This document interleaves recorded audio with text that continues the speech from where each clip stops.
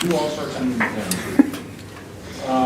We have the consent agenda. A couple things I wanted to make sure that Harold was here to approve the minutes of June 6th. And with that, has everybody had a chance to take a look at the minutes? Okay. Do I hear a motion? For the June 6th? For the whole consent agenda, June 6th and July 11th. The calendar, I didn't get to the calendar. We'll do that.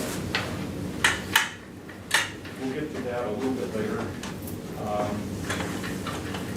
Actually, let's do that now. We have two weeks in September. I didn't bring the calendar for a check site. Do you want to come in? Well, we need to, we do it all at once in the consent agenda. Which? Oh, so I'm sorry, so they didn't tell me that, I was told it was through August for right now, but we do need all 4 weeks. All 4 weeks in Sign September? up for them, and then if we can cancel them. Okay, if we give me can. the days. The 4th, the 11th, the 18th, the 25th. Okay, Gerald would like to do the 26th. I'm going to be gone for the first week. I won't be here for the first board meeting in Penn. So I'll do the 11th.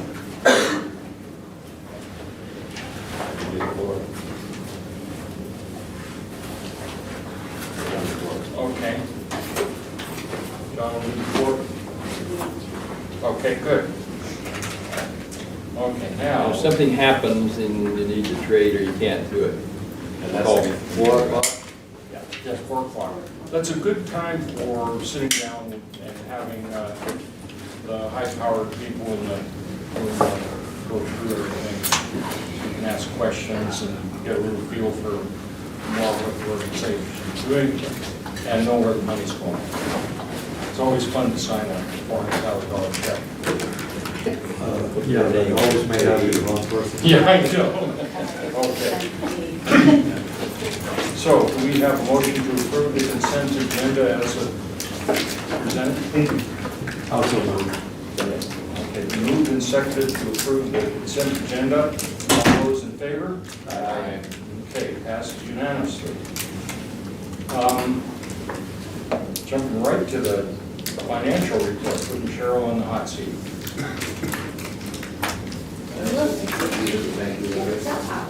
Yeah, that's in part of the consent agenda. The thank you letters didn't get sent out with the normal board packet. Normally you would get these in the board packet. And you'd be able to see, you know, at least we do some things well here, and it's always nice to see the appreciation we get. I got those Tuesday and I didn't want to sit on Eleanor's for the next meeting, so I thought if I should skip.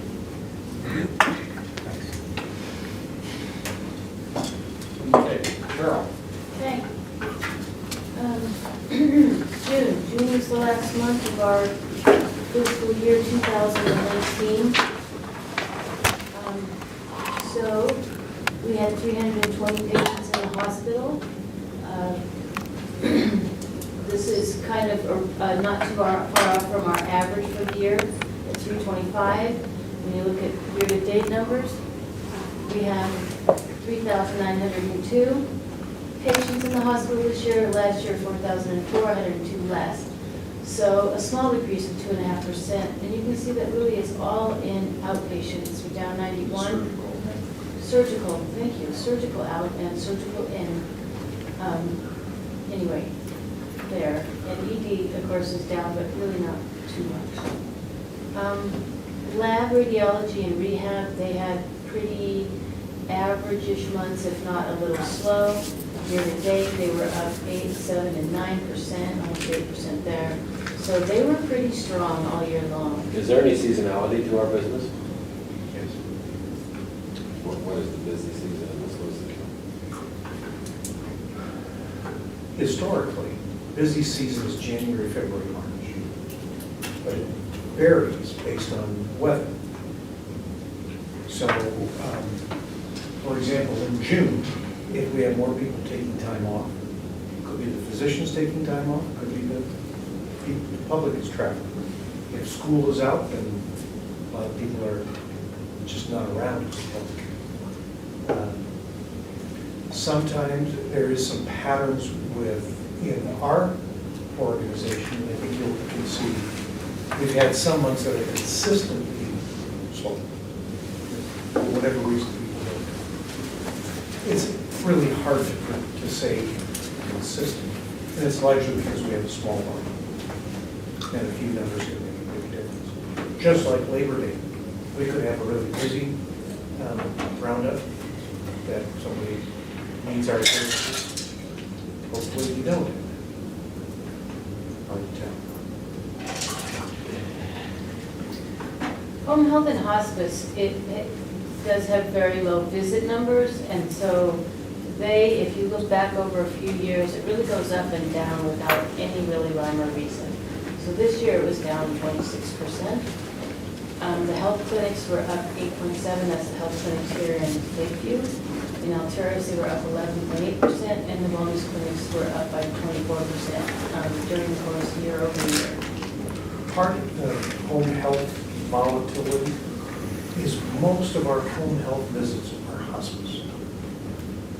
And so it's unpredictable what are the factors that go into hospice care. What has stabilized our numbers is we've done a couple of contracts with DHS. And one of the agreements, for example, is we have a partnership with them, and home health delivers this care to try and keep children from going into foster care. So we try to, the way DHS describes it is, they get called when they find needles in the house. We get called when home health goes in, when there's a potential, they haven't found true problems that would lead to having kids being taken out of the home. So that volume of visits gets into the home health component. And that's helped some of the stability. Not only do we have small numbers in home health, but financially, for a long time, many, many years, they really struggled. And it's because we have the smallest home health and hospice agency in the state of Oregon. But it's a very valuable service, largely because of the hospice. Okay? Okay. I think our wellness centers is up as well because of the additional people we've been Yes. adding over the last couple of years. Staff, yeah. Yeah, so, and that kind of brings another problem. We're not seeing a huge increase in revenue in the wellness center. We just see an increase in patients because we're paid on capitation. And because Paid by capitation, Okay, so in other words, by head count. So the way capitation works is if you take a given person, let's say that the average cost is going to be $10. Different way. They're going to go to be seen by a practitioner, and they're going to be seen twice a year. And each visit is $60. It's $120 in a year, 12 months. Take 12 months, $10. We get paid $10 a month for that one person over the course of the year, whether they come in or they don't come. We have 1,300 patients. It's not $10. It's something like that. And so we get a fixed amount of money based on the number of noses, like you said, on that calculated amount. And it's age and sex calculated and whatnot. But what happens in our cost report is it gets trued up based on our cost. And we go through that process. We also have a program that we participate in called the wraparound. And that is where we go, take our costs and go to Medicaid, which is the Oregon Health Authority, and they make adjustments during the course of the year to recover our costs. You may have used a term here, to get trued up on the cost. Do you know what that means, John? No. Okay, so for both Medicare and Medicaid patients, we are paid by the organization by Medicare and Medicaid based on what our costs are. Now, it's not exactly a simple calculation of what our cost is. So we have auditors that go through and calculate out what it costs to deliver any care. And that cost evaluation process. We then submit that and we get a cost for delivering that care. And the state brings us up, they adjust us from what we've been paid throughout the year, and then they adjust it. That process starts in September for doing the evaluation, and it has to be finished by November 30. It has to be done, 120 days from the end of the fiscal year. And it just happens to be November 30 for a whole lot of hospitals like ours. And that's when that true-up is. And then we get the adjustment from the federal government or from the state on or around April. Is that about right? So in our financials right now, we don't know what that reimbursement is going to be. We have an idea, but we don't know until the cost study is completed. So our financials for June 30th, we won't really have a true financial until we get to know what that cost reimbursement is. Okay. But that happens every year. It is the standard process. Right. For every trade class at hospital. Okay, so monthly gross patient charges for June were $3.3 million. Our average for the year is 3.282 every month. The total for the year was $39 million. The red line is the current year, and they go down just back year by year. 12% increase in gross charges. This is our collections on AR, which, for whatever reason, are always slow in June. I don't know if school gets out and all the payers go on vacation or what, but we don't typically collect a lot of money in June. We did, however, and of course, yesterday was just the last day of the month, so we're scrambling here. But we collected $2.62 million in July, so that's going to be up here. So that's good. That's going to be helpful. Okay, Good job. good, Susan.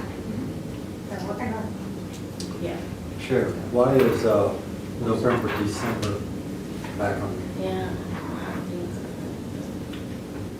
Oh, there we go. Look. Yeah, November, December is typically low also. Yeah, they are. I mean, and I mean, it really isn't, it follows. I think it's because people go on vacation. Yeah, Hunting season. yeah, and so you're, Christmas. right. And then January seems to pop back up. And they're slow to mail payments and you're slow to report them. But then January's a jump, sorry. So then another thing to keep in mind, those people that have met their deductible and want to get services taken care of in that fiscal year, notice how January and February jumps up. It's because they went in November and December to get their care because they met their deductible. So people that can choose For commercial payers.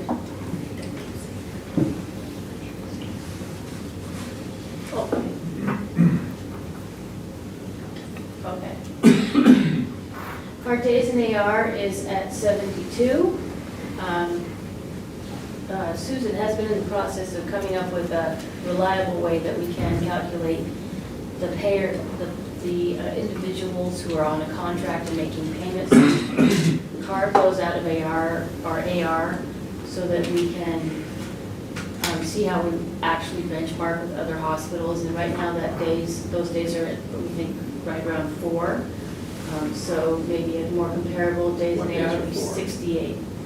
Well, the people who are, so a lot of people have, your portion that's left over after insurance is paid, you owe $1,000 and you say, I can pay you $100 a month. And then we say, great, and you get $100 a month interest free, and sometimes you miss a few payments. And it really draws out our days in the AR, because some people, really struggle, have a hard time. So we're trying to carve that amount out, so we know how long is it really taking us to collect our receivables from our insurance, from Medicare and Blue Cross and those payers. That's, important for us to have a low number there. Some hospitals, to give you an idea, in more urban settings, where they're not as familiar with their community, actually take those contracts and sell them to credit card companies. Right. And then the hospital gets their money, and the patient pays the money to the credit card company plus interest. We choose not to do that. Yeah, we're fairly lenient. Well, the trend this year is certainly looking, Better. go back to the last That's slide, our- yes. I mean, the trend since January has been trending Down, the way we want it, so. yes. Nice work. And we're about ready to start a brand new chart, so our trend will be back to ground zero here in a minute, or next meeting. Yeah. Yeah. Good. It's good. Yeah.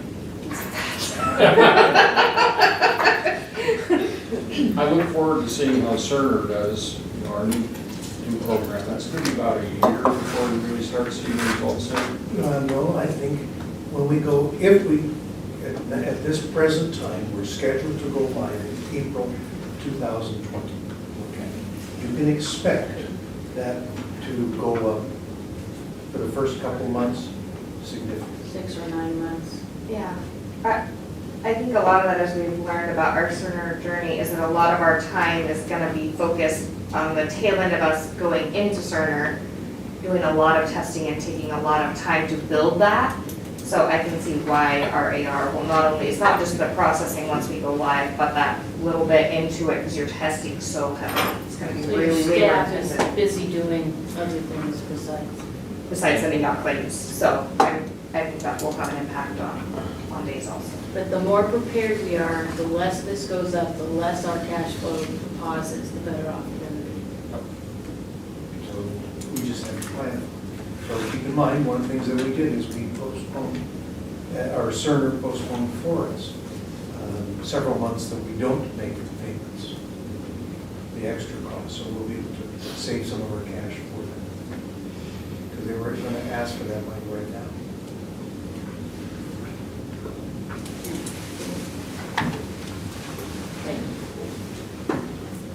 Our days cash on hand is at 56 after a slow month collecting cash.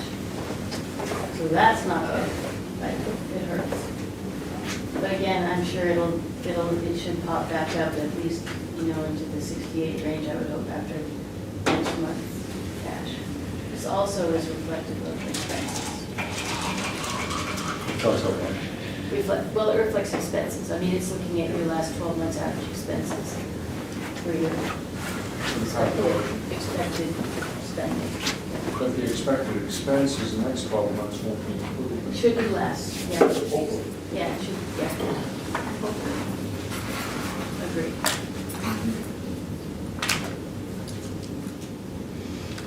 Okay. This is our profit and loss statement for the month of June. This is actual, budget, prior year, and variance columns.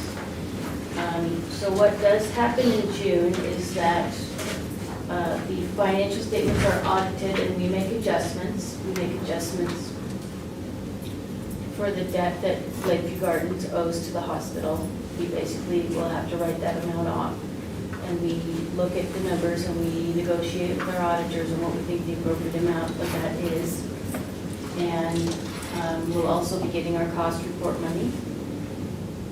And we will be getting quality incentive payments from a couple different sources. So these things are very, very hard to predict. So for this month, we had the net revenue 2.7 million, which was very close to budget. The month was really very close to budget all the way down the line, so we're only out by $2,800. But it's going to be difficult to compare to last year because all of these audit adjustments were made in this year.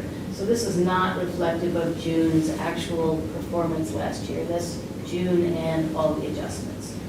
So the year-to-date financial statements, I think, are a lot more useful to look at. So these numbers all are a 12-month period. So So budgeted amount, we're off our revenue by just $100,000, we're over. Our expenses, we are over by $456,000. A lot of this is contract labor. Salaries were under, that amount kind of went down here to contract labor, or we didn't have staff to cover. So this wasn't like we all just had a really good time buying supplies. Our total gain, or total loss, operating loss, 2.4 million, budgeted 2.1, so we're short there, 221. Our net, my numbers don't line up, I'm not sure why, but our net is 421,000, we budgeted 228, so we're ahead by 93. And year-to-date, we have a, prior year, we came in with a loss of 894,000. And so I think what's gonna happen is that this number will become negative after the Lakeview Gardens write-off. And just like this one was, it will be probably somewhat comparative to that. The auditors will be here in September, and we hope to have their audit complete and numbers back to us by the end of December. We do have to have the cost report done by the end of November, so we will know that number by the end of, but they try to finish the audit before they do the cost report. We also have the monies from the EOCCO. Right, quality incentives. They're not in yet? And not only, what we know is the EOCCO met all the measures. That's So a group. As a group. Then that gets compared, so Eastern Oregon has all of the, so there's 16, there are capped in 16 CCOs. We met all our measures, not every group met their measures. So we get 100% of the fund to the group, plus the difference of those that didn't need it, there's a little bit of extra. Then that goes against what we did within our, so the pot is one set amount throughout the EOCCO.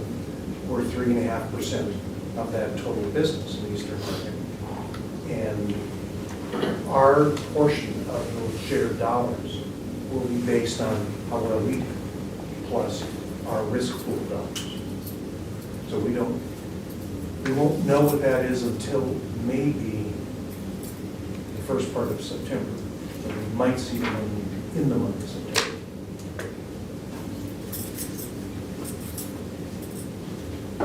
So we can't give you an estimate of when it will be and how much. Okay. And then our balance sheet. I don't think a lot of changes month to month, but kind of what happened from the prior year at this time to the current year is we have less cash than we did. We have more patient AR, which is based on, I mean, we know our days in the AR went down, so it's more based on added sales than not collecting on our AR. So we had a big increase in our revenue. Our fixed assets have gone up quite a bit because we built the clinic in You this. said we have less cash, though, it shows versus. Well, I'm a year ago. counting all three of these together. The Yeah. investments include the amounts we have with the state mortgage, correct? Yeah, so I just put that all I see together what as you're saying. cash. Yeah. So our fixed assets went up, our debt, our long-term liabilities, our debt went up by 1.1, so we paid down a bunch of debt, but we also added a bunch of debt with the borrowing. So nothing that's a surprise there. Okay. All right.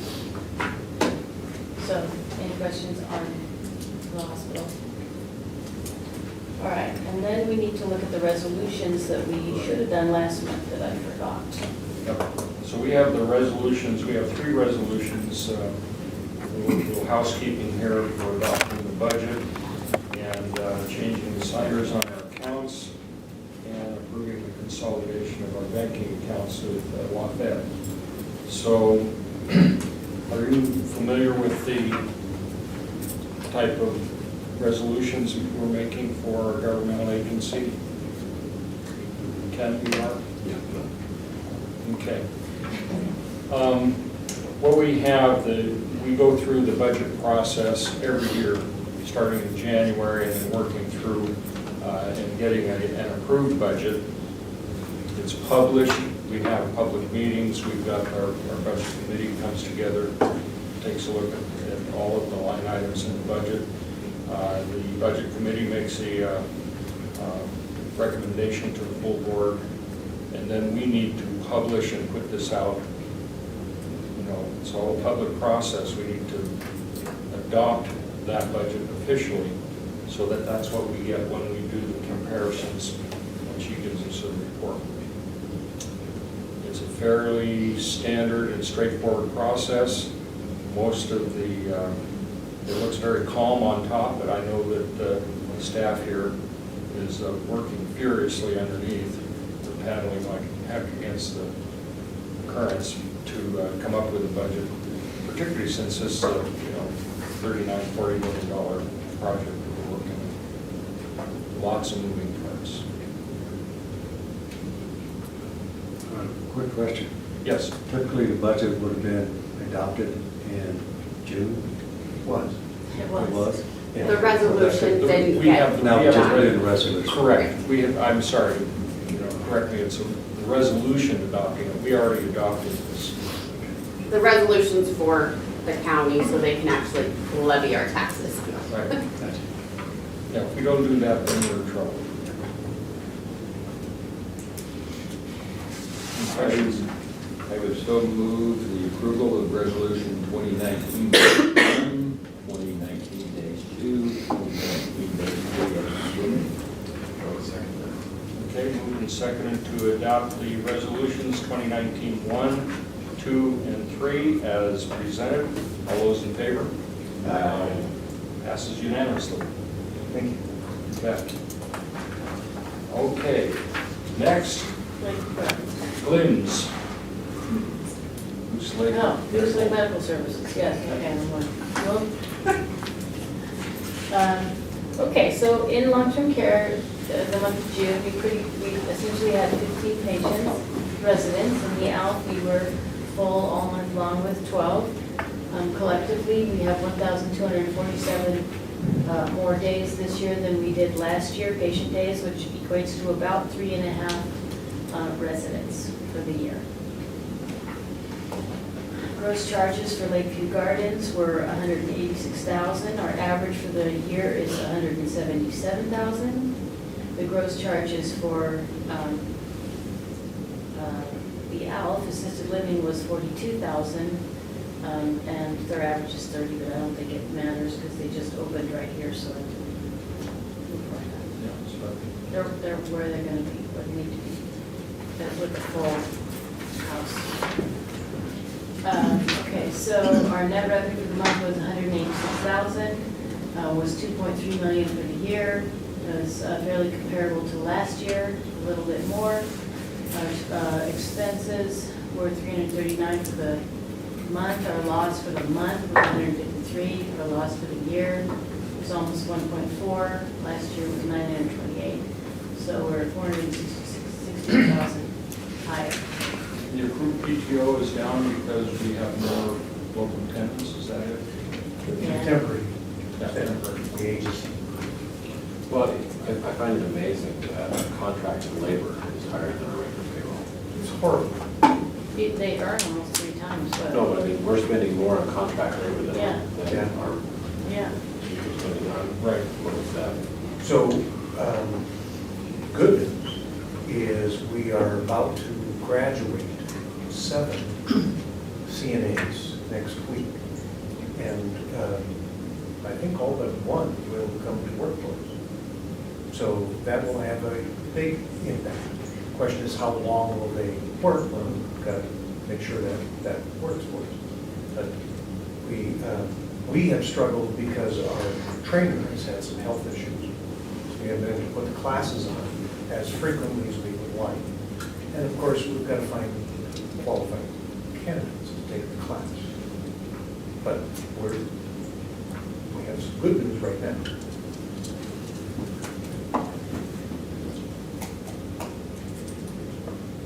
Okay. Really really no change in the balance sheet. Because they don't have assets and we pay the AP out of LHD and then it's just set up as a payable. So they show as a payable to Lake Health District. And they have their patient AR and really it's just a trading money between equity and AP. Because they don't really own any. Okay. Lake Medical Supply, the durable medical goods company, they did start billing through their new billings. They have a brand new billing system called Brightree. And so their billing was a little low this month, which is really to be expected. So they ended up losing $4,800. Why is it to be expected? Because they probably didn't get all their bills out. Yeah, I mean, they're gonna get behind on their billing and then they'll be behind on their collections, but they'll catch up. They should catch up. So this is one Because of the new that software, I mean? No, what? Because of the new software? Yeah, because it's just like with us, but on a much, much smaller scale. They're transferring, they're starting to bill out of a new system, so they still have to collect out of their old system. Well, they're billing out of their new system, they're learning how to use their new system. Yes, it's a very tiny business, so you think the learning curve would be much shorter than it will be for the entire hospital going on Cerner. But you still expect some hiccups when you put new software. What is the current staffing? Three? Full-time? No, we have 2 full-time and 1 part-time. And the part-time we struggle with. They're Keeping it full. take the job when it doesn't work out. So it's hard to find people that want to work part-time, that understand this.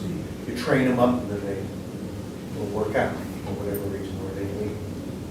So it's a tough, durable medical equipment, this kind of business is difficult to learn. It's just, especially when, for some of these, maybe one of their first or second jobs. But they have a net profit on the year of $34,000, so overall, it's, it's providing a good service. It's one of the main reasons why we went into this is because oxygen was so hard to get in Lakeview. And so when a person went home on Sunday, they couldn't go home on Sunday because there was no one to give them oxygen. And now we have a company that takes them oxygen almost any time of the day or night and gets them set up. And that's a pretty awesome thing. And they don't run out. They don't show up at the hospital because they have no oxygen and nowhere to go to get it. Okay. That's it for me. Okay. Any questions? Okay, moving on. Construction update. Where's our building, Charlie? Yeah, where is it? I don't have a lot of update on the building, what I know. We're talking about the Ambulance building. So I can talk about a couple of the buildings. We have not yet received the lights to replace the outside lights in the long-term care parking space. As new board members, you may not know this, but the lights that we got, they're beautiful fixtures outside, but because of the wind, we found one old head dropped off. Fortunately, no one was near there when it landed, but they probably weighed 40, 50 pounds. That could have caused a horrible problem. So the manufacturer is replacing those, and they're having some stays. But that wind from the south and east is pretty consistent, causing a problem. They have not been replaced yet. We expect them to get here this summer, early fall, and then we'll get those installed. We have, when that one fell, went and tied all of the heads so they can't fall off. That's our interim steps. We don't harm anybody. Are they over parking spots? Generally, they are over the that orange or red lava rock. Okay. So it's not necessarily going to land over something. One fell close to a sidewalk where someone could walk, but it's not safe. So we have addressed that and gotten that resolved. As we finish up in the clinic remodel, one of the things that they found that weren't quite right was the door frames. The older board member, I don't know if everybody else heard about this. When the door frames were ordered, they were ordered painted white. Why they did that, we don't know, because gray is the color we wanted. So the painter went and painted them. Well, every time you touched the door frame, it dings. And so you can't maintain it. So the solution is either to tear out all of the door frames and put in all new door frames, which the contractor was going to charge us to do.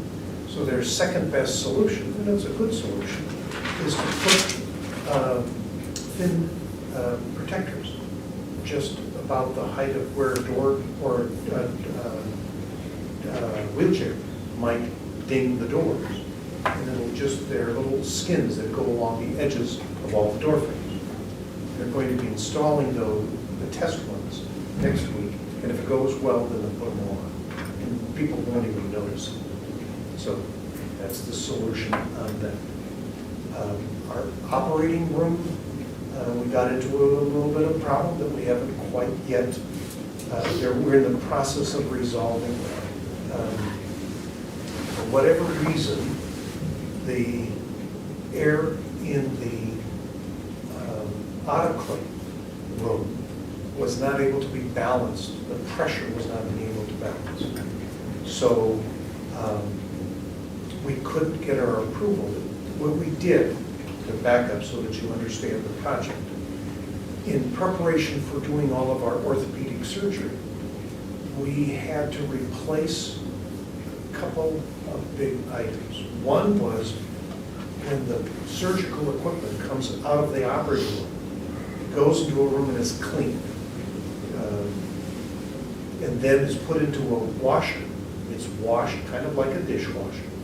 And then we would take the trays out that were washed with the instruments, put into the sterile processing room, wrapped up, and put into an autoclave. After they were autoclaved, then they were stored. Well, the washer wasn't big enough. So we had to get a washer that you put in on the dirty side, and it would come through on the clean side. So it was a bigger washer and handle the trays better. The other part we had to do was increase the size of one of the autoclaves. So we did those two items. We also relocated where the anesthesia does its work. We gave the storage area for handling the orthopedic instruments and materials that are needed to be in a sterile environment. We changed some configurations. Well, it turns out, as part of the testing for getting state approval, our autoclave room didn't pass the test and balance for positive pressure. The solution is to put a fan, but they have to put a fan up on the ceiling, above, not in the ceiling, above the lid of the mezzanine, so it'd be out in the open air. They're working on that. We should have the designs done, the engineering done, maybe in the next week or so. So we're addressing that. It was an unknown. The other project that we're working on is the ambulance building. So the latest on that, I told you that at the last meeting that we had an issue with the sprinkler. Originally, the building was designed as two buildings. One building for where the vehicles would stay and one building where the ambulance crew would sleep and do their training. The state came back and said you have to put in residential sprinklers. We have drawn up some of those plans for that. We have not gotten pricing on it. So I can't say what the increase will be. The next part is it was originally designed without a backup generator. So we have throughout the hospital, throughout long-term care, we added in the clinics blue and red outlets. So when the power goes out, you plug things into that, and the system keeps operating. Throughout the hospital, we have lots of things that are an emergency backup generator. Clinic, we didn't have that, but we did put some refrigerators, we put some lights. I mean, there's always the security lights, but other kinds of things, so we could keep working. There is no requirement in the emergency medical services building to have backup generator. But we think that it's prudent in the middle of the winter, we'll have heat, but we wouldn't have pumps running. If the power goes out, and say it's out for 2 days, it'll get cold. So we looked at pricing a backup generator, and if you recall, when we gave you that original cost estimate, we added that $60,000 in. We are, Darrell has been working with an engineer to determine if we can pull off of the hospital system. The hospital backup generator is very large and has adequate capacity. It's just how far can it go along that distance. So they're working on that. We don't have a cost yet on that, but we're working on it. The Kinsman contractor, Ryan Kinsman, said that they would probably start moving dirt the 3rd week of August, not the 2nd week of August. But he doesn't think he'll be behind any further than that. So beyond that, from that standpoint, those are the construction updates that I know on that building. We have asked the bond attorneys what the cost would be to modify our bond agreement to allow us to build the project past December 31st. We have not gotten an estimate back. So our existing funding is based on this being done by the 31st? That's one of the components of the agreement. The bond council actually said we couldn't find it, but the bank knows where it is. So we're working on getting that clarified. So they don't anticipate it will be a big problem, just expensive. And I don't have an estimate cost. Any questions on any of our construction? Who designed the building for that? Who designed it? The ambulance building? The buildings themselves are kind of precast. So what was designed, the design component was done by Darrell Anderson. So what Anderson Construction, or Anderson Engineering, excuse me, what they did is they determined snow loads and make sure that the steel building itself, on the outside, meets that. The inside, the design is a pretty simple building. So is it a prefab building? Is that what you're saying? Within a certain parameters, yes. It's similar to a pole barn. They build the building based on the structural requirements, but it's within certain pretty straightforward definitions. It's not precast completely. It's precast within those criteria. So, Does that make sense what I'm saying? yeah, it does. So are we being charged a regular fee from Anderson then for designing this building? We have a fixed price for that, With him? with his firm, yes. So we had a negotiated price before we started the project of the cost to design that.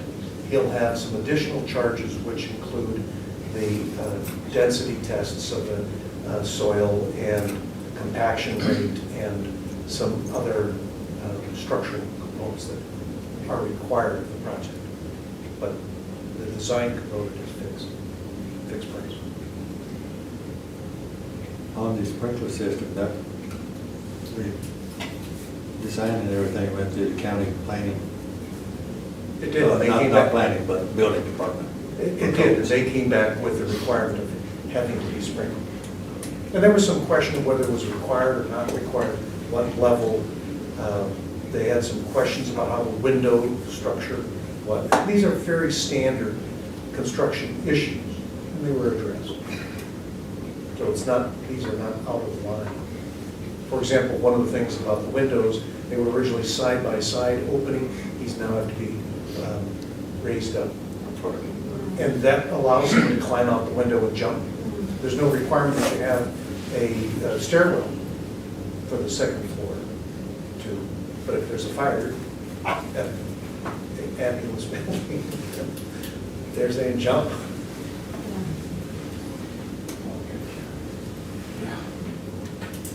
On the fixed amount, on Serene's question. Yes. Is that a fixed dollar amount or a fixed percentage? Fixed dollar amount. And that was in the original cost estimate that we presented. But I'm happy to give that to you.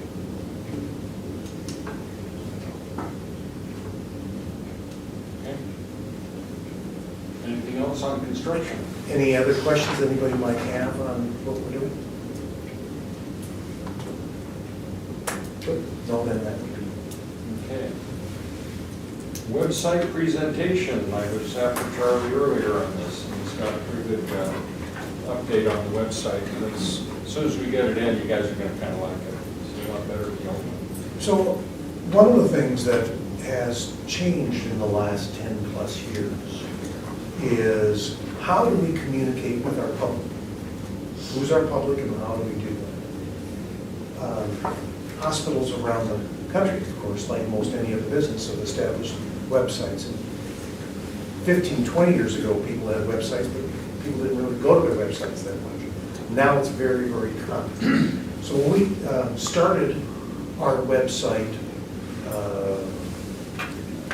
we've gone through many iterations of websites. But now what's critical is all websites have to be used by your smartphone. Our current website is not smartphone friendly. And so about a year ago, pardon me? Or ADA, Or ADA compliant. the big one. That's another component, which means when you take your smartphone and open up the website, you've got to be able to pull it open and get a big, able to see it well. There's a lot of things that go into creating a website that are ADA compliant. So we started this process probably close to a year ago. We interviewed a couple of companies to do websites. The company that we currently use is called Fast Health. They're based out of Texas and they Fast do what? Fast Health is the name of the company. Fast Health provides website design and management for lots and lots of hospitals. So very common, their format is very similar. We looked at them and they were one of the contenders for how well our website works when we were having to make these changes.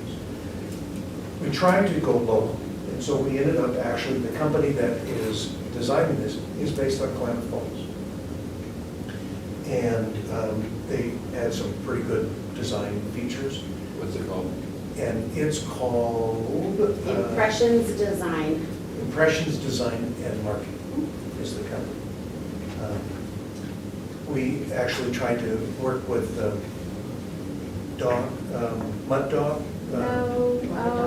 No. Mad Dog. Ah. It happens to be Congressman Rescue.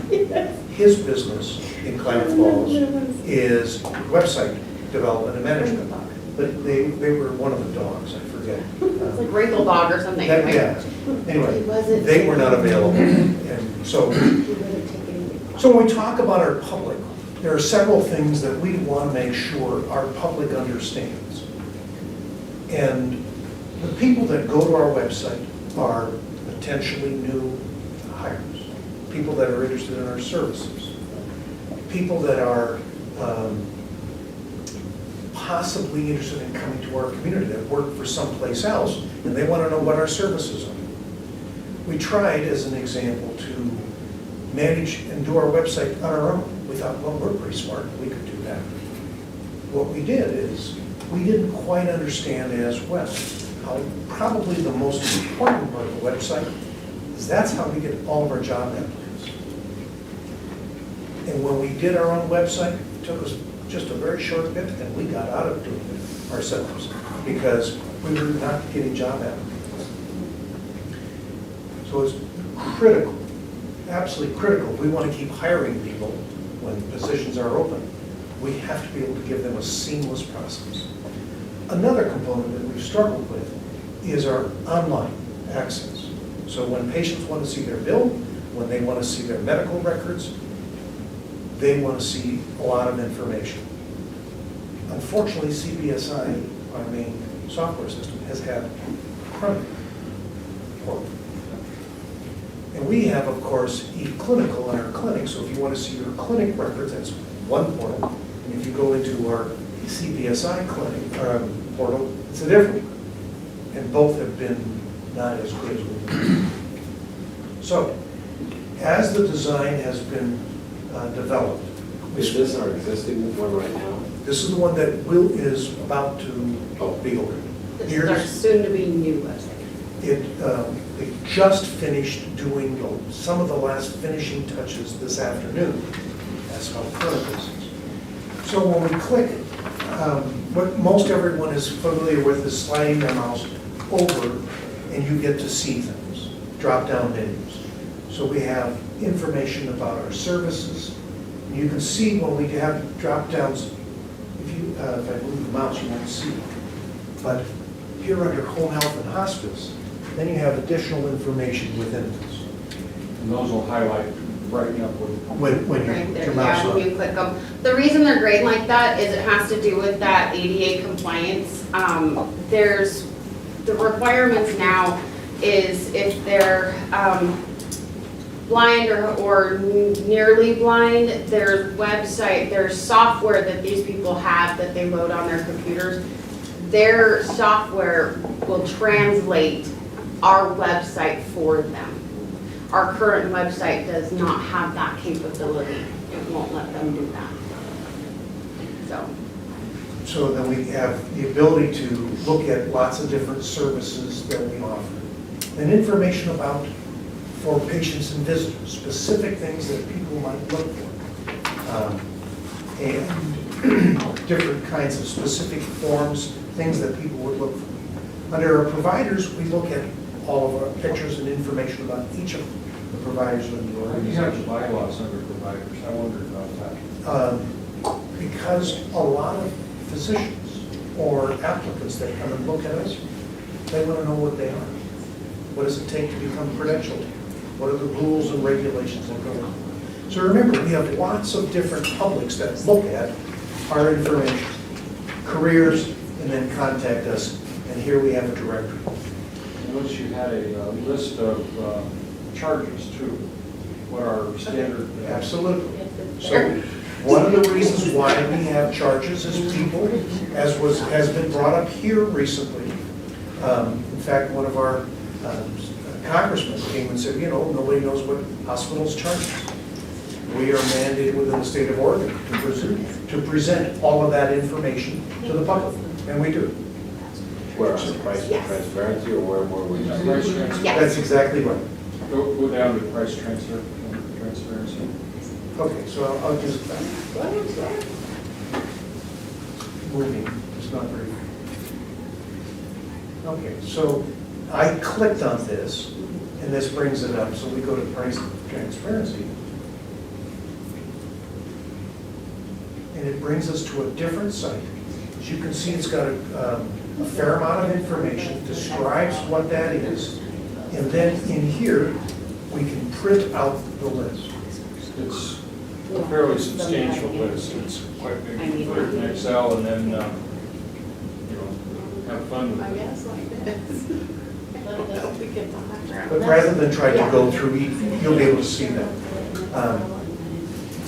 When we, so it has lots of different information that we think people would want to see. When we look at our community, here's information about every 3 years, all hospitals are required to do a community health needs assessment. And so that has that information.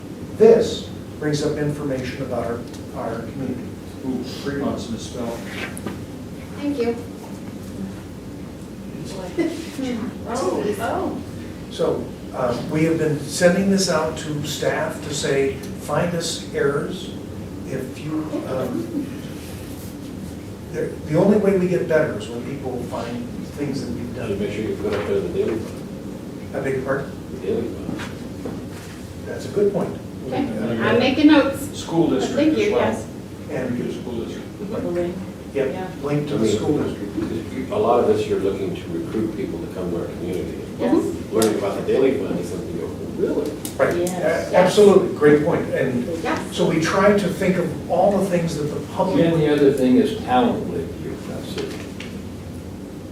As opposed to city. Yeah, that's true. Yep. Excellent, thank you.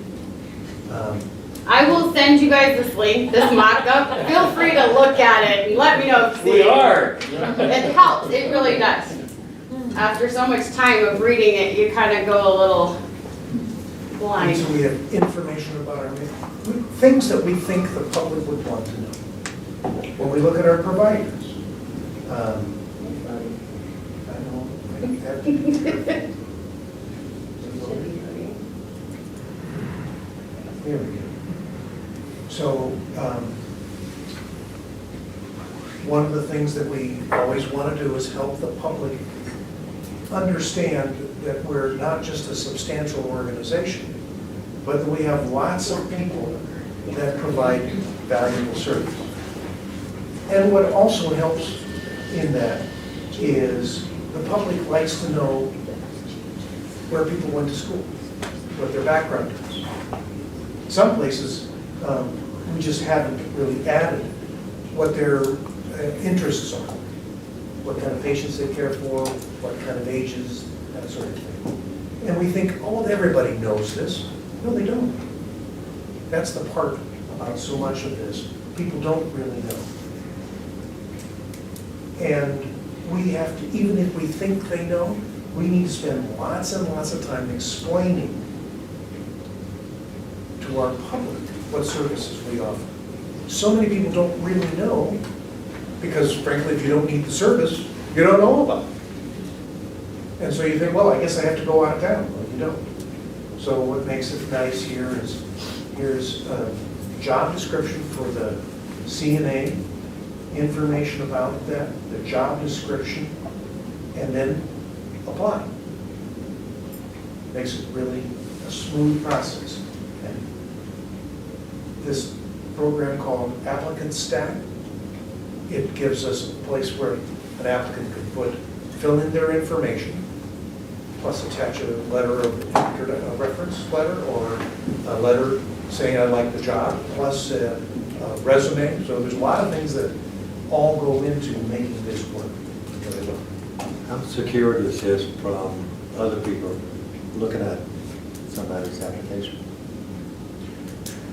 Good question. All of this has to be very secure. So we have security systems, we have backup software that protects this.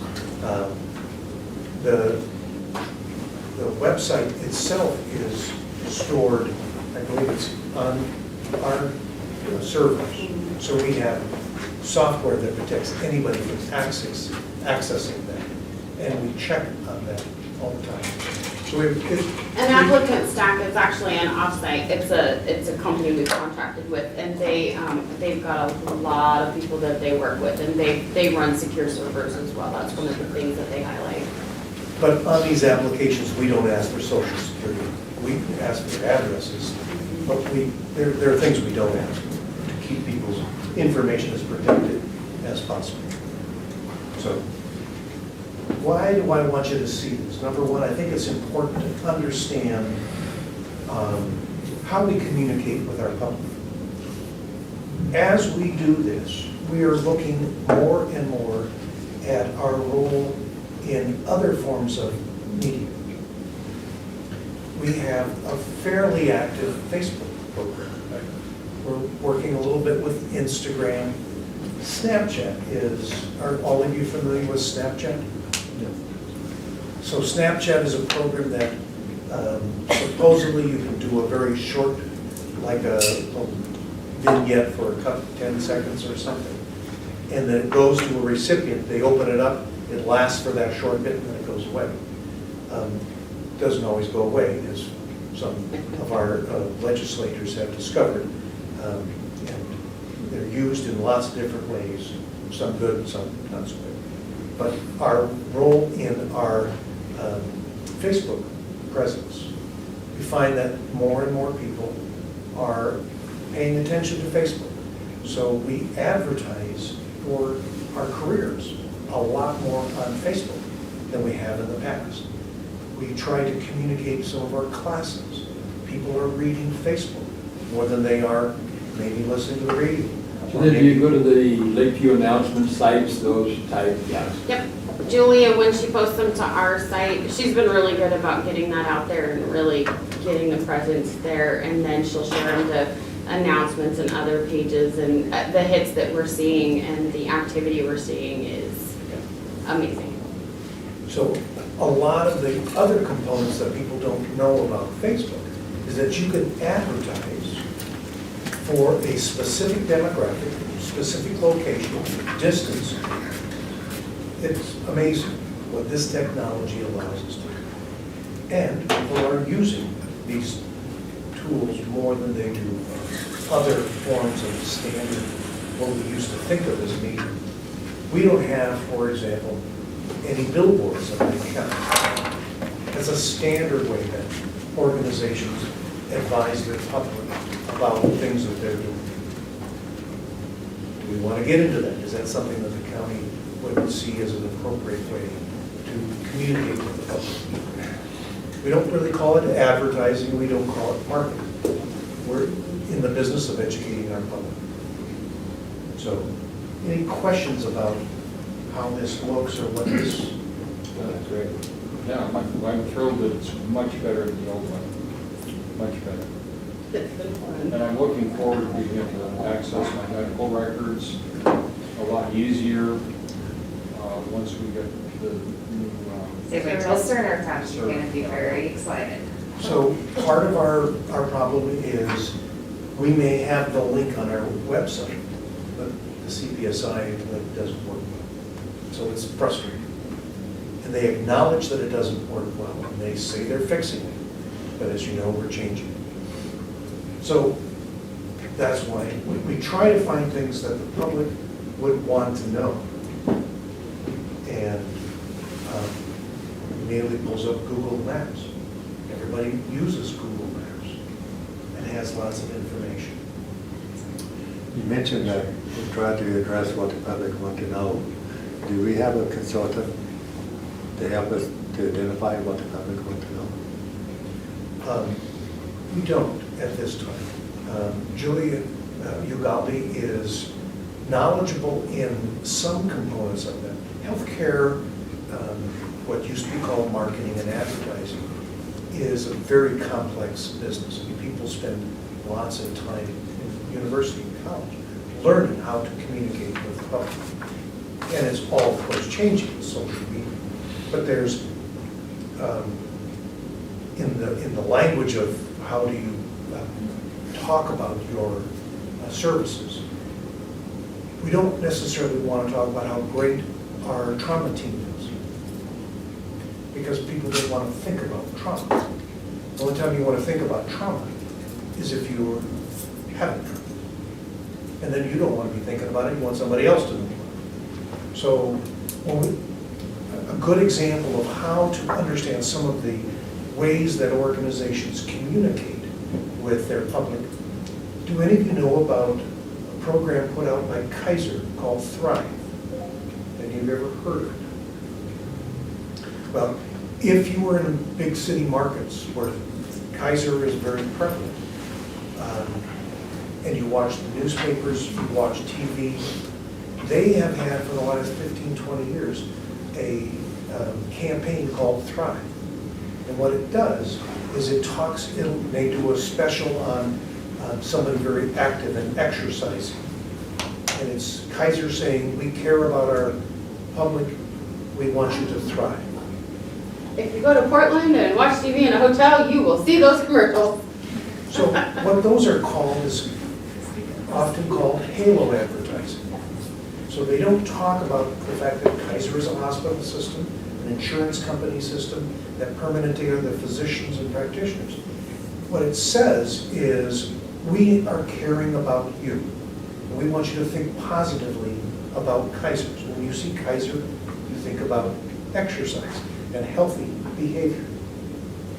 The fact is, people that are sick are the ones that need Kaiser services, not the healthy ones. So you're sending different messages when you communicate with the public. That's an example of one type of advertising. Oftentimes, hospitals that deliver babies will promote happy mother and happy baby, or grandparent and happy baby. It's a very positive thing. It doesn't talk about coming in for other kinds of surgeries.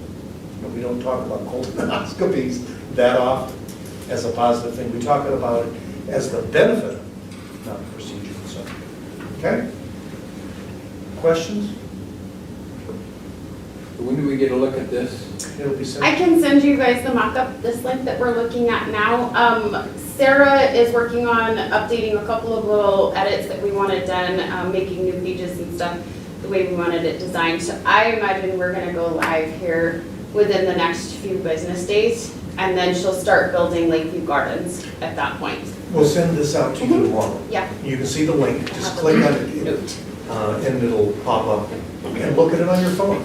Try it on different, a tablet or whatever. And if you find something that is not right, or you want to suggest change, please do, don't hesitate.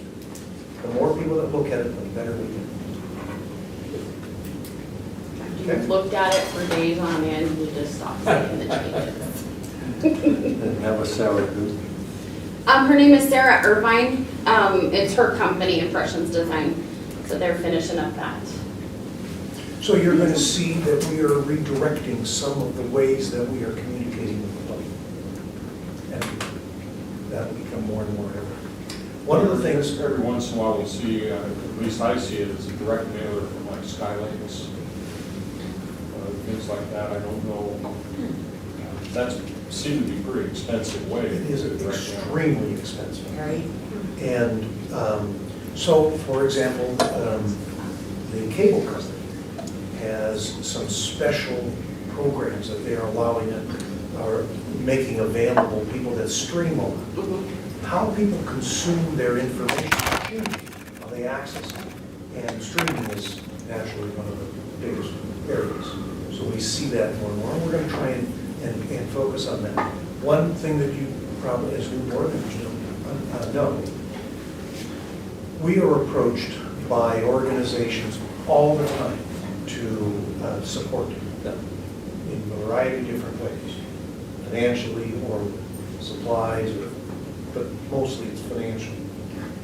What the board has directed me to do is, as a policy, we try to support community organizations that are Lake County, but also, so it could be Lakeview Century, could be Lake County, but also related to good, healthy behaviors. So you will see, for example, at Roundup, we have a fair amount of advertising that we're doing, or informational promotion. Why? Roundup has lots of good, healthy behavior.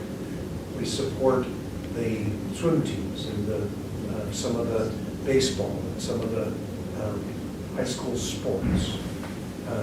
We don't necessarily go about helping the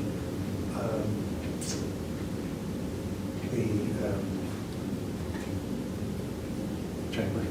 well, we are members of the chamber. We participate there, thinking about the museums, because that really doesn't promote healthy behaviors. Outback Strong is an area that we are talking a lot about promoting healthy behaviors. So that's part of our way of communicating with the public. So when people come to you and say, so how come the hospital's not supporting this or doing that? Or if you see something like that we are supporting, that's the principal focus. Okay? How much do we coalesce or coincide or double check with what the chamber has or what the school has, so that at least we flow together with whatever they have on their websites, as opposed to any contradictions. Well, we try to be present on some of the other sites. At the county site, for example, if you go to their site and look for mental health, they'll bring it to our wellness center. If you go to public health, it'll bring it to our site. I think they have a place under their website that says, under the public, our health services, it'll bring it to our website. I don't know about the school district. And we can encourage, but we can't require anybody to do it. So we try to be present. Well, and the nice thing I think too also is Julia, that's something Julia is able to devote to, is working on stuff like that. Whereas before, that part of it fell on me as well. And so she's got more time to devote to making sure the website stays up to date, the Facebook is running, and all of that is all that information is being marketed out there to the community. So One of the big challenges that organizations face is it's nice to have a nice website, but if you don't stay on top of it, it's out of date. And as we communicate more and more information, it's hard to stay current. It's a full-time job. It's a full-time, and it's just trying to keep the positions current. And of course, if you are needing somebody in that position, you want it up right away. You want people looking at it. And what we really want is the public to get that information, not just think it's nice that we put it there. We want responses. I like the pictures of the, doctors and staff. That really helps. That's a nice touch, it is. We have had in the past pictures that residents of the community have taken and they give to us, we put on their website. So we keep trying to bring as many local items as we can to be present. So Jim, when you change city of Lakeview to town of Lakeview, you're gonna have a little notation of why it's called a town instead of a city? No. no, And why is the tallest town in Oregon? It'll link them no, back I to the town of can, Lakeview I site. can, yeah, themselves. exactly, little thing on as well, Town of Lakeview, yeah, their site's work in progress too, I feel for Dawn. When they chartered, they chose to name town instead of city. And there's only about 5 towns in Oregon, There are? Really? towns, Towns, as opposed to It's cities. called Wikipedia. You can read all that on Wikipedia. And we're nothing. We digress. Anyway, Too much information, too much information. Okay, any other questions on the website that are salient? Okay. Medical staff update, Dr. Hussey is not here, so And we did have, they were not able to have any meetings that they have any recommendations for changes, so they don't have any updates. Question? How often do the doctors meet, and Do they ever come to these board meetings? member to go in with? So there are a couple answers, there's a couple things to understand about that. So number one, the doctors meet monthly. Sometimes they all are there, sometimes it's hard if they're having a busy emergency room, or they're in the middle of a patient, or they're at a conference. So it isn't always that we have a full participation. Every quarter, so once every 3 months, we have what are called joint conference committees. And that is where the board has the opportunity to meet with the doctors at that meeting and talk about anything we want to. Gives you an opportunity to ask, is there something we should be buying? Something we should be doing? Something that they don't like about what I'm doing, or you have some ideas that they might do, or whatever. It's a great opportunity for that communication to occur. next one is September. it's the third Thursday at 12:30 Yeah. here. The calendars that I sent out last month, that went through the end of the year, joint conference was noted on there, so those, but yes, the third Thursday in Well, September. we didn't know what that meant. Right, I So- realize that now. So So that's, the joint conference next meeting is on September, what was the date? I will, 19. thank you. September 19th? And is that a set time or? At 12:30, here. right here. We try to make it accommodating to the physician. The frustrating part is that sometimes, even though we try to accommodate them, their schedules are hard. And the truth is, we want them, we're in the service of providing them an opportunity to deliver the best care to their patients. And if you're one of those patients, we want them to provide the best care to you. And I'd rather hear about the issues at a time that's convenient for them rather than what's convenient for us. So don't be disappointed if you come and you don't get a huge presence. But you will get a free lunch. Yes, I will send you reminders and then say, please RSVP, so we can make sure we have lunch for everybody. Okay. Okay. Okay. Employee recognition. Every month, we try to identify people that have done something that really is helpful to our organization or been standing out. We recently have had, heck, even in nursing, I think at one time, there were 8 or 9 people out on sick leave or on some sort of FEMLA type arrangement. It makes it very, very difficult to staff or to have people providing the service. We've had a couple of departments that have really struggled because they're small and they don't have, or people have had some health issues. One department has struggled with health issues, and as a consequence, we've had somebody really step it up and have done a great job. Natasha Stark, who is our accounting assistant, has been able to fill in on our payroll, enabling our staff to get paid, while the person who normally handles the payroll has been unavailable. So Natasha Stark is our employee of the month. She goes by Tasha, if you know. Okay. CEO report. Before we get to that, I'd like to try to set a date for a get-together with the entire board and do a strategic session sometime, I believe in October. If we can. The week of the 7th through the 11th. Is that, it's the second week in October. This is what I'm aiming for, is for board education and chance for Charlie to really spill the beans on everything that's going on around.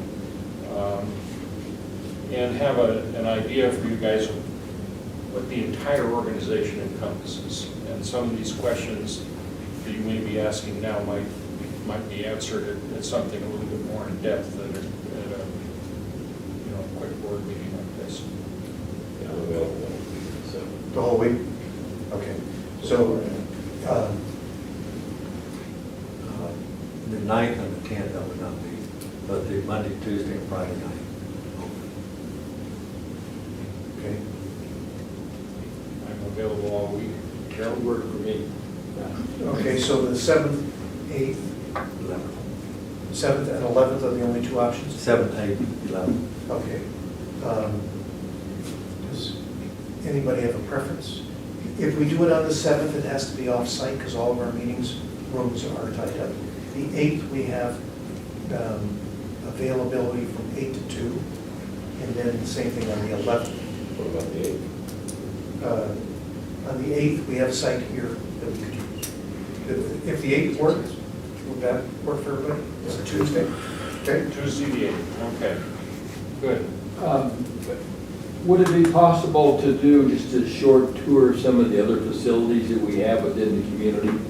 Been a while since I've done that, and just to kind of see, okay, this is our behavioral health, this is public health, but I think maybe the new board members could, Well, prior to coming on we had a tour with Charlie, the new board members, of just the hospital, but we didn't go anywhere to the gardens or to any other hospital. How about we do this?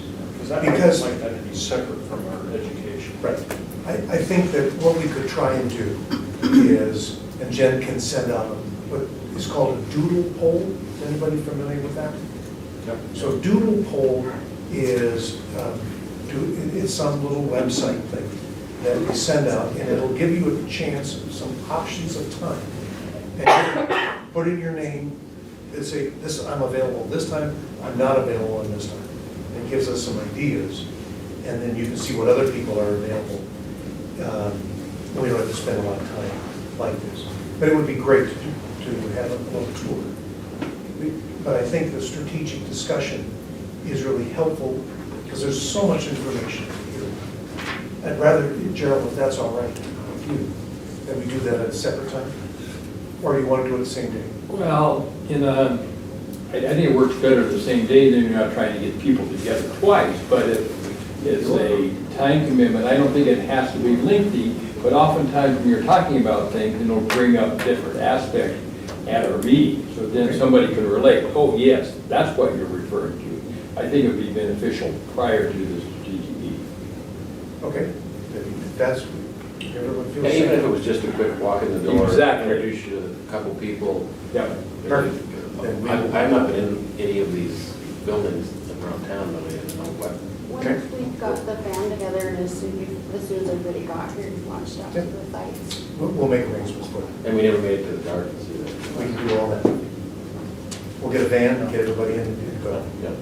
Gardens are nice. So we'll make arrangements for that. Okay. Thank you. Okay? If I could jump in. I don't have a lot of things, because we only met 3 weeks ago, and one of the weeks, I was out the whole week at Hospital Association business meetings. So that you, as new board members, may or may not know, I serve on the Hospital Association Board of Directors. So I represent all of the small and rural hospitals, as well as Eastern Oregon. So it's not a huge time commitment. It's been a little bit busier this year because the CEO of the association is not continuing his contract. He's been with the organization for 14 years, and I'm on the selection committee of the board for the new position. And we'll actually finish that on Sunday. So I think it's important wherever we can to really make sure that people know about Lakeview. And one advantage of that, as an example, 2 weeks ago at our association, all the CEOs met in Sun River, and I was able to meet with our governor. Not that that was exciting, but it was good to hear some of the issues and to get people to know more about Lakeview. I think it's important. So, on October 10th, that is a date that we put on a program called Team Steps, and would encourage all of you, if you can, to participate. It's from 8 to 12. I know it's a time commitment. Team Steps was a program I think was not only a nationally renowned program, a lot of the military use it. It's a really good way to understand how to work with teams. And I think it will really help you understand. We ask all of our employees to go through a couple things that we try to help build team working. But one of the principles that they promote in Team Steps, like in the military, on a aircraft carrier, they're reminded that everyone, if they're going to fly an airplane, send a plane off, anybody on the flight deck can stop the flight. Anybody has any concern of safety, I think it's great. They may be a lowly person on the totem pole and stop the flight because if they think of something as unsafe. That's an important cultural issue to make sure we have within this organization, because there are lots and lots of opportunities for problems of safety. And if anybody feels any concern, lack of safety for any reason, we want them to speak up and have confidence of a voice. And it's important when the employees know that as a board, you support them. That's a really important thing. So if you can, that'd be great. So Charlie, it's here, in the hospital? If you can make it, let me know so I can make sure that the team knows. And it's in our clinic conference room, so if you guys can't make it, I'll be sure to. That's October 10th. Get you October there. 10th. And Yes. it typically is not quite 4 hours. It's usually a little bit. Susan is one of the trainers in the program. So it's really a helpful program. I might not be there because of conflict and being burns. Okay, well, again, if you can, great. If you can't, we will keep letting you know when opportunities come up because we do this training as often as we can.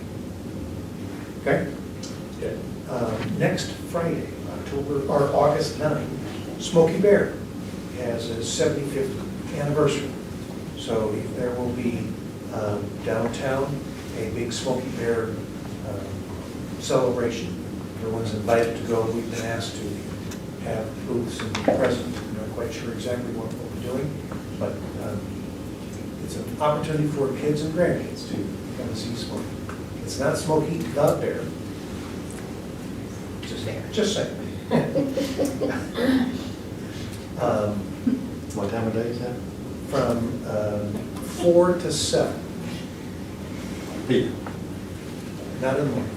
Yes. We do not have the Oregon Nurses Association union contract for your review. Learned this afternoon that for whatever reason, they had not been able, they had a vote, but it was not able to be brought to the board, so we'll have to do that at the September board.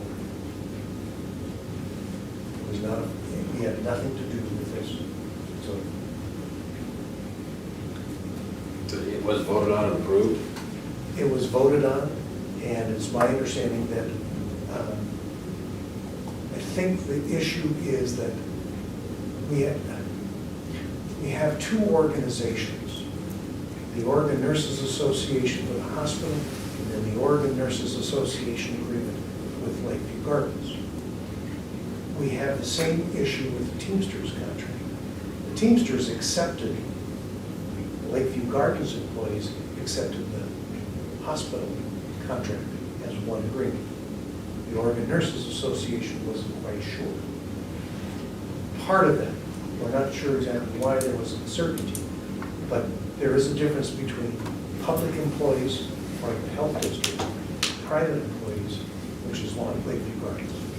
That may be part of the issue, but we'll have the agreement for you, I hope, next board meeting.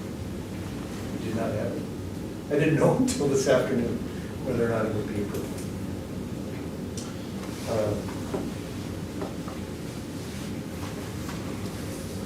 Teresa Decker and I met with Howard's on Tuesday, and we had a very good conversation, and we're making steps. It's not going to happen overnight. It takes time to gather the information and to review it. But I think there may have been some misunderstanding that we were somehow not acting on information. And I learned that at the last board meeting. That wasn't the case, but we can't respond. It's not appropriate to respond within 2-3 days. It takes time to go through that. So we're making headway. Our interim long-term care director, Marcy Clare, who had been filling in for us as interim, she has left. She may come back, I don't know. In the meantime, Maryville Den is our acting long-term care director. Who's that? Pardon me? Is that employee here now, or? Yes. She has been acting as the resident care manager. There are two positions that are nursing that are at the leadership of the long-term care gardens. The resident care manager is the one that does predominantly direct oversight of other nurses and CNAs, but it also prepares the MDSs, they're called. Those are the reports that have to be prepared for every resident, and it has to be maintained at all times in a current state. It defines the patient, their condition, their medications, all the things that will take care of that patient. And the director of nurses is overall and has other kinds of responsibilities. Marcy was, she may come back in that big capacity. We don't know, we're still looking. That makes it hard to answer all the issues that were brought up in the last board meeting, just because of the staff not being as consistent. I think some of the concerns also relate to the fact that having a lot of agency or temporary staff makes it very difficult to do counseling. And when people act out, they sometimes can act out with impunity because they know they can't get replacement quickly. So that makes it more difficult. When we're able to add these new graduates, we think that will add a lot more of a team. It's easier to build a team when they're committed to being, rather than just putting in their time. That concludes my comments. Do you have questions or anything I can answer? Sometimes I have a lot more to say, not to. That's good. Okay. Looking at, do we need an executive session tonight? You don't have to go in. I have two small issues. It'll take just a few minutes. Okay. So we'll adjourn, or we'll take a recess for a few minutes, and then we'll come back in executive session, or as 192.660, bracketed 2, bracketed 8 personnel, bracketed C medical staff, and bracketed H legal.